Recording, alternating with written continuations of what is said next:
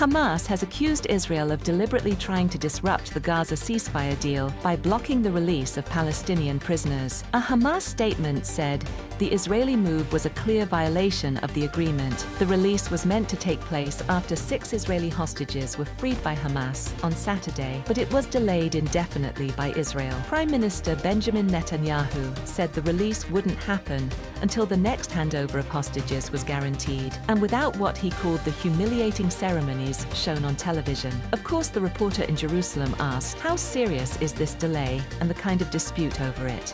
It's a very serious blow to a very fragile ceasefire. Remember, a couple of weeks ago, Hamas had threatened to suspend the weekly exchange of hostages, accusing Israel of violations. Back then, regional mediators, Egypt and Qatar, sprang into action to get the ceasefire back on track. Now, it looks like it's imperiled once again. There are a few things angering Israel. Last week, Hamas handed over a body to Israel, which it said was the body of the dead hostage Sheree Bibas, but it was not her. The Forensics Institute here in Israel found that it was an unidentified, grown woman. Then, Hamas handed over the correct remains a day later. This deepened the turmoil of the Bibas family, and many here in Israel were upset.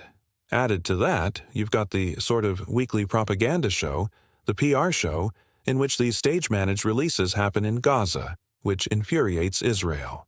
Then, last night, Hamas posted a video of 2 Israeli hostages in a Hamas vehicle at yesterday's release of the 3 other hostages, watching it live next to the stage, in which they apparently plead and implore Benjamin Netanyahu to secure their release.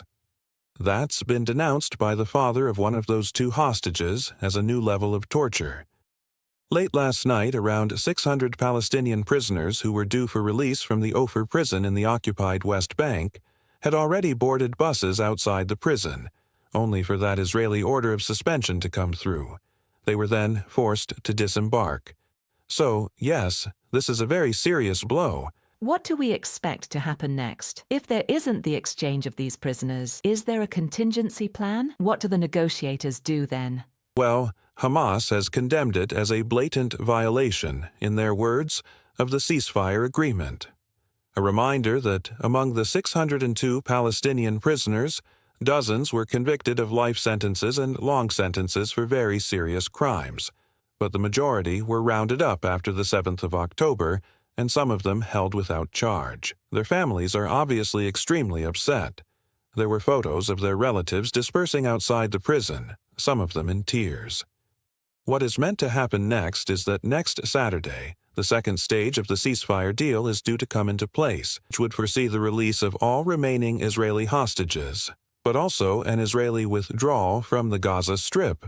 Now, that is fiercely opposed by the right-wing and far-right members of the government, and there have long been concerns that Benjamin Netanyahu will stall that, or indeed actually give in to the far-right's demands to resume the war in Gaza. The 2 sides, Israel and Hamas, were due to have begun negotiations on getting to the second phase of the ceasefire 10 days ago in Qatar, but those talks have not begun. So, already the delays are holding up potentially the second phase of the ceasefire, and now it is looking ever more in doubt.